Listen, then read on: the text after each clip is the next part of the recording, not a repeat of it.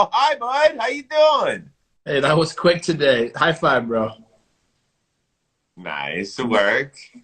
Nice work. Yeah, yeah. I like the outfit. What do you got going on? That's pretty snazzy. Just some, what is this? Horizontal stripes. I'm trying to look bigger today. Is that what it is? And I feel like I'm on a boat when I wear this. Oh, yes. Yeah, you look like you should be working on the jib up front. Are you a boat guy or no? I like boats. Oh, yeah. I can't do boats. I get really scared. What? Very scared. I do. Yeah, when I'm out on the water, I love swimming in a pool. Anything on the ocean or a big lakes terrifies me. I've got a fear of stuff. Yeah. I mean, you should fear the ocean. There's no doubt about it. But, like, you're afraid of being on a boat? Yes, because the boat is usually on the lake or the ocean. Like I won't go on a cruise. Michelle wants to go on a cruise. I'm not a cruise guy. I can't do it. I'm not going to say what I was going to say. It's inappropriate. Okay, thanks. Appreciate that. Anyway, I want to welcome you to the Thursday playoff edition of Baseball Today, presented by our good friends over at Dugout Mugs. We are going to tell you how you can get a piece of the $25,000 worth of product Dugout Mugs is giving away. Yes, $25,000. That is all coming your way. But let's start with this. It is the second straight year the Braves lead the Dodgers 3-1 in the NLCS. They are one win away from their first World Series berth since 1999. Max Fried against a bullpen game for the Dodgers in a do-or-die situation. How good should Atlanta be feeling about its current situation? I mean, they should feel really, really good. They got one more game at Dodger Stadium, then two more games in Atlanta. They need one of them tonight or today, whenever it is. Max Fried has basically been the best pitcher in the big leagues during the second half. I know you got his numbers. I think it's a 1.74 ERA over the second half of the season. He's already pitched well in the postseason. They got the timely hitting going on right now. Some guys are really hot, which we'll talk about in a few.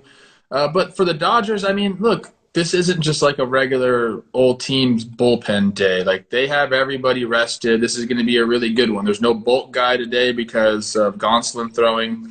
So you're going to get the horses, and each of them's going to try to go one inning, maybe a little bit above an inning. So you're going to have Knievel starting it off. You're going to have Trinan, Kelly, Bruce Stark, Gratterall. You're going to have Jansen, Vesia. These guys are really good. So Dodgers are still in this thing for today's game.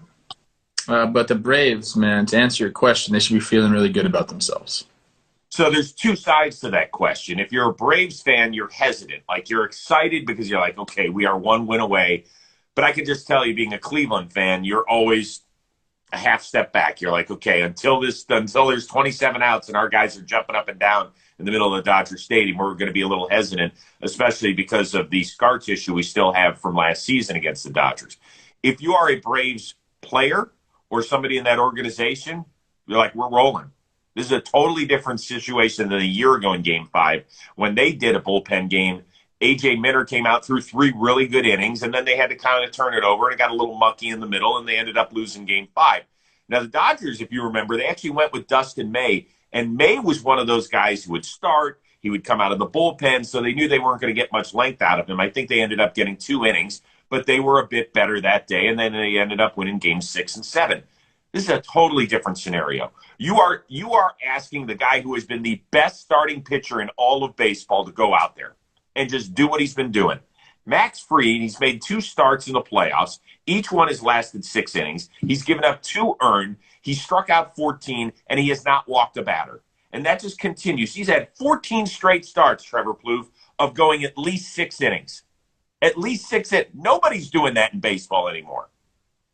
He's a guy. Look, he works for this. I've known him a long time. Like, he's not only does he work physically to keep himself in games like that, but he's one of the dudes that's like a student of the game, always preparing, always, making sure he understands what he's going to do, what he wants to do with that lineup.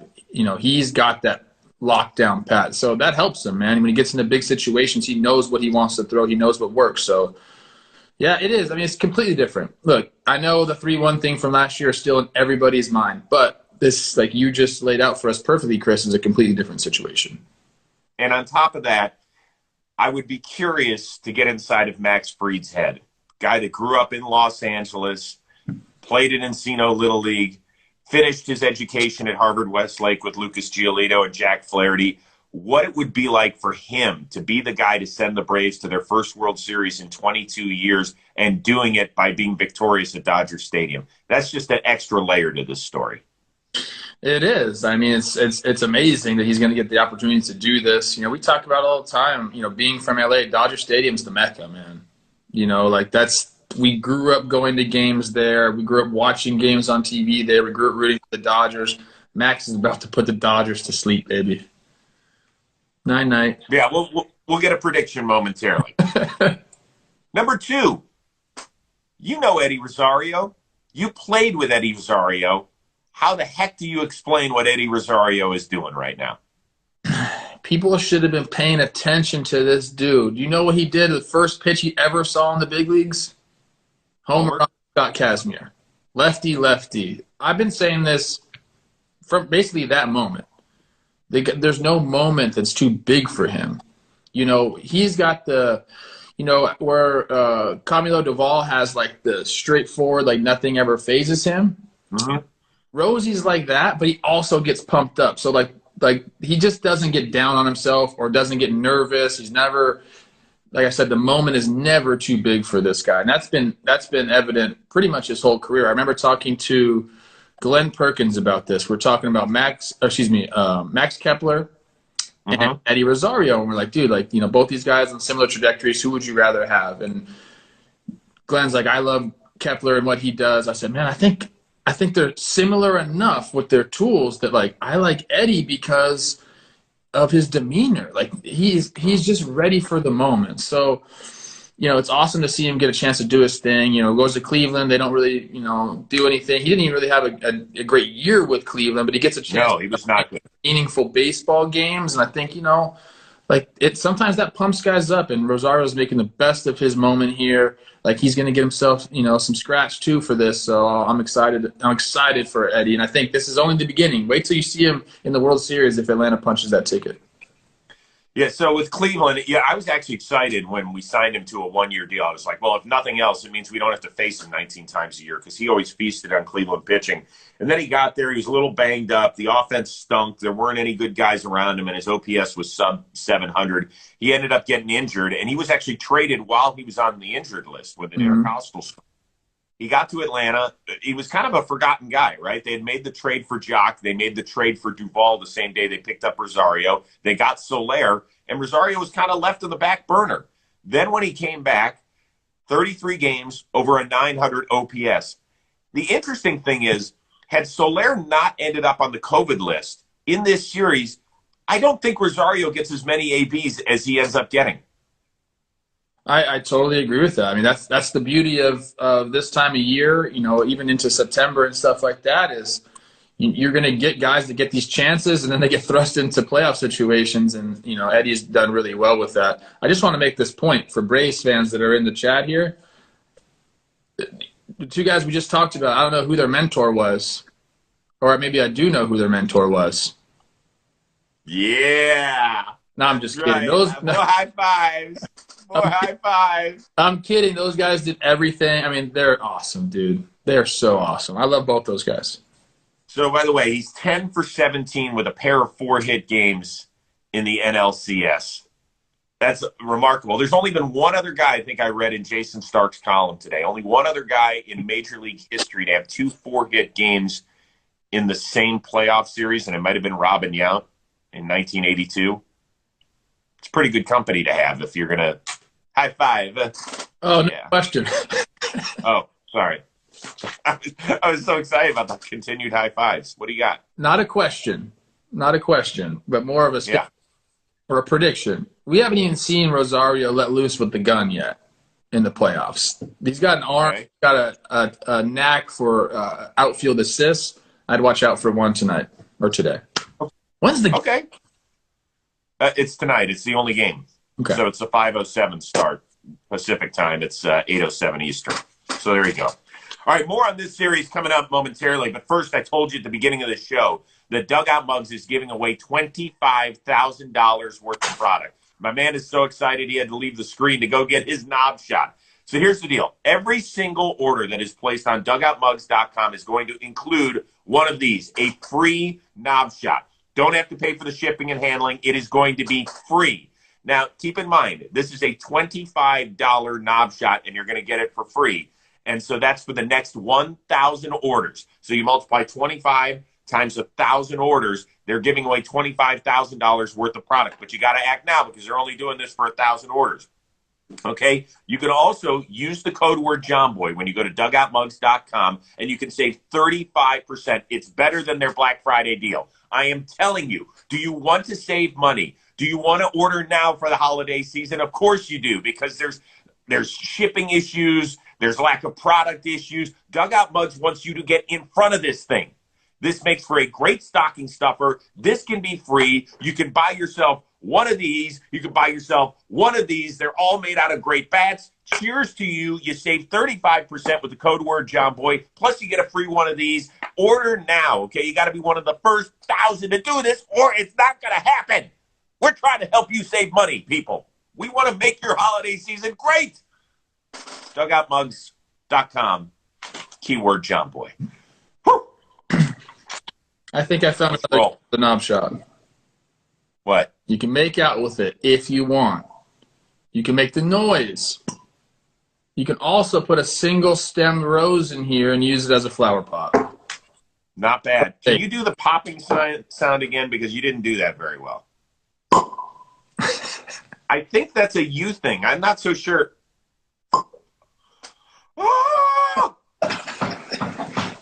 That's good. Back to the show. Dodgers pen has been very, very solid in their playoff run, but the Braves have been a bit better. Is that the most shocking part of Atlanta's run so far? I don't know. I mean, I did follow the Braves, throughout the year, obviously. But the people who I follow on Twitter who are Braves fans, yes, they were actually not happy with the pen. They're scared of the pen. Will Smith, oh my Lord, he gives everyone nervous at the back ends of games. But now look what they've been doing. It can change like that, man. As long as everyone's getting on the same page, they're getting used correctly, which I think Snicker's done a great job with them. This is what can happen. I mean, even yesterday in a bullpen game when the Bolt guy, gets scratched, Chavez, who is another one of my guys, comes in, does the dang thing, and guess what? Will Smith, the guy that everyone's been shaky about all year, hasn't even given him a run yet. 6 innings pitched, runs. Let's go. This is awesome. So, yes, I think it's very shocking. Besides the offense coming through the way it has, Jock and Rosie stepping up, it's not shocking, but it wasn't as expected. And Rosie wasn't supposed to go 10 for 17 or wherever the hell he's gone. But, yes, the Braves bullpen has gotten the job done. And I think if you would have asked all the Braves fans before the playoffs started, what's your biggest concern, it'd probably be the bullpen. Yep, they've done a great job. Yesterday was masterful. Can we talk about Drew Smyly for a second? I don't think people understand how difficult it is to go 18 days between pitches in Major League competition. You can throw your bullpens, you can throw your sim games all you want. You know this better than I do, but the guys I've talked to not play in competition for basically 3 weeks, he could have been all over the place. He could have been all over the place and walked the world. He didn't do it. He shut it down for nearly 4 innings. That's what won him the game yesterday. I mean, the continued success of Minter and Matzek. Matzek's been a sensational story. I mean, people don't even know. He was a first-round pick of the Rockies in 2009, got up to the big leagues, got the yips, disappeared, was out of pro ball, came back with a team called the Texas Air Hogs. The Texas Air Hogs don't even exist anymore. Just to find himself. And I'm happy for him, man. I'm happy for all those guys because at times they've all ground. And with Smyly, by the way, you looked at the 1 year, $11 million deal in the offseason, and you're like, that's a dog shit deal. And he didn't pitch well, and he had an ERA of 4.48 and lost his spot in the rotation. He earned every bit of his coin yesterday. Oh, I love it. And, Matzek has gone how many games in a row? 8 or something like that? Yeah. He's pitched all 8. I gave you a theory on here yesterday about, you don't want to let your relievers be seen by the hitters that often because guys are going to catch up? I guess not. I guess I'm just. Yeah. Yeah. And by the way, their ability to control, Mookie Betts has had a pretty good series. He's done some nice things. But, Seager, I get it. He's hit some homers, but then he's disappeared. He's seen lost at the plate the rest of the game. Trey Turner has done nothing in the postseason. Justin Turner is done for the postseason and had one big hit against St. Louis, and other than that, he hasn't done it. They have done a great job of controlling the Dodgers' big bats. 100. And this has been a great, great run for them. All right. We'll get a prediction on tonight's game momentarily, but I want to make over to the ALCS. Travel day. Houston goes back to the state of Texas with a 3-2 series lead over Boston. Based on what transpired with the Astros pitching, particularly in games 2 and 3, how shocked are you the Astros head into game 6 with a series lead? Pretty shocked, Chris. No doubt about it. I mean, I think we were playing a little bit of recency bias there. We saw the Red Sox hitting just go off. And at that point, you're like, is this ever going to stop? Game 4, it did. And they had the great win there at the end of the game. You asked me yesterday, do they have all the momentum? And I said, I don't know if they have all the momentum. I think it's back to normal, 50-50. And then Framber came along. Framber came along and did his thing. And we were completely off yesterday about what we said about the starting pitchers. I think I said Chris Sale, like, they'd be lucky if he went 4 innings. What did he end up going? He pitched into the 6th, right? I think he pitched 5+. Yeah. And then Framber doing what he did. So yeah, I mean it's very shocking that they only need to win 1 out of 2 games in Houston. And I think the biggest thing is, they silenced the bats of the Red Sox. It looked like nobody in the world could do, and they did it. Now they get to go back, like I said, to Houston, where it's very, very tough to win 2 games in a row in Houston. So Red Sox backs are against the wall, and Houston kind of did that all because of that momentum swing you mentioned yesterday. Yeah, listen, we'll talk about tomorrow as we preview the game, whether or not Boston's in as bad a situation as you think they are. But in answering this question, yeah, I'm shocked. I am shocked because I didn't think there was any way, particularly when Greinke got all of 4 outs in game 4. If you told me that their starter in game 4 was going to get 4 outs, I thought that for sure Houston was going to lose in 5. I didn't think there was any way they were going to be able to navigate that way with the lack of health from their starting pitching and at times the way the bullpen has been up and down for them. That game 4, if Houston ends up winning not only this series but the whole thing, that's the day you can point to and say that's the day the Houston Astros won the World Series. Yeah. And that was, Javier coming up big there for them in that game, eating up some innings. And then, Graven, I think, he went 2 and 2. Yep. So, big hits, but pitching it the game, got the momentum back, crushed it yesterday. Love it. But has there been a team all postseason that has used only 2 pitchers in a game like Houston did yesterday? No, I think yesterday was the first time that the 2 starters went 5+ innings or into the 5th or something like that. Like the starting pitching has been just absolutely atrocious, sometimes by design and sometimes not. Right. Yeah. And I think this is a bigger discussion in the offseason. This isn't something that just popped out of nowhere with having, expecting your starters to only get 7 outs or whatever. The sport has been trending that direction for years and years. I mean, it goes back when I was a young kid, Bruce Sutter and Goose Gossage and Raleigh Fingers, elite closers were pitching 2 2/3 innings. Now it's just an inning. And sometimes in the playoffs, you'll ask them to get maybe 4 outs. But we make such a big deal about that. So things have been trending that way for several decades now. So this didn't pop out of nowhere. But it's just, I think it's refreshing, and it's such a bullpen saver when you get a performance like you did out of Framber yesterday. This is what you need if you're in the post. Need it. You have to have at least 1, preferably 2 guys, 2 starters that you're like, go just be like a regular old school starter. Go give me 6, 7 innings. And it doesn't have to be 6 innings, no runs. Like, go give me 6 innings, 3 runs. Go give me 7 innings, 3 runs. Like, you need that to save the pen because the pen is being used so much differently in the postseason. You got to try to limit the exposure and limit the amount of innings. So, the teams that are going to, win in the postseason this year and next year and the year after that, they're going to have a reliable starter, one, if not two, to go deep in the game so you can save the pen, and then you're able to unleash them the way that teams want to do it nowadays. All right, last question. If the Braves end up making their first World Series in 22 years tonight, do we message Ashland or just let her be? Oh, we message her. I need to see what's going on there, what she's going to be drinking. At least, for a few days, she'll be able to relax a little bit and just kind of take it all in before she straps it up for the World Series, because I think that is when you don't want to talk to her. Once the World Series starts, I think we're just going to – I might block the number, delete the number, mute her on Twitter, all this stuff, because she's going to be crazy. But if they win tonight, I'm calling Ash for sure. Isn't that kind of the fun part, is her craziness? It is, but I don't know. I've never seen World Series Ash before. I've never seen it. I'm scared of it. Ashland just got in the chat. She said, LMFAO, y'all think you're not hearing from me. That's funny. That's funny. We need to get her. Good. We need to get her on here after they clinch. If they clinch tonight, I think Ashland should just – me and you take the day off tomorrow. Ashland just runs a show. I don't know if America and the world is ready for that one, but it's possible.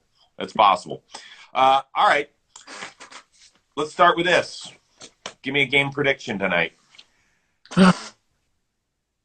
I'm not as on the Braves as I think everyone is. I think the Dodgers. Wow. I think the Dodgers still have fight in them. I really do. I know Turner out really hurts them too. I think that's kind of like gone under the radar because he hasn't really performed that well. But just him out of the lineup is a big thing. But like I said, the bullpen that they're throwing out today is tough. I think it's going to be a low-scoring game. Somebody's going to take the lead like in the 7th or 8th inning. I want to say the Dodgers are going to win, but I'm not rooting for that. I'm rooting for my Braves, so I'm going to go Braves 4-2. They're going to show some fortitude today and win 4-2. That's excellent. That is A+ Crespi High material. I too believe that the Atlanta Braves will win it.